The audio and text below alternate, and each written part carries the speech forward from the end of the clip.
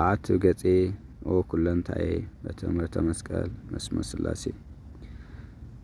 ሰላም ሰላም ክቡራንን ተከታተልቲ መደብ አልፋ ኢንተርቴይንመንት። አልፋ ማለት ናይ ግሪክ ቃል ኮይኑ ትርጉሙ ድማ ናይ ነገራት መፈለምታ ወይ ድማ መጀመርታ ማለት እዩ። አልፋ ኢንተርቴይንመንት ዝተፈላለዩ ትሕዝቶታት ሃይማኖታዊ ወይ ድማ መንፈሳዊ ኣብ ዙርያ ኦርቶዶክስ ተዋህዶ ቤተክርስቲያን ትሕዝቶ ዘለዎም ዝካተተሉ መርበብ እዩ።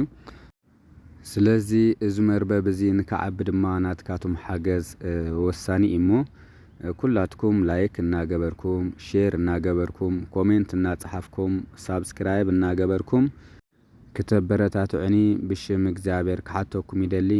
ፈጣሪ ዓድናን ህዝብናን ይባርኸልና።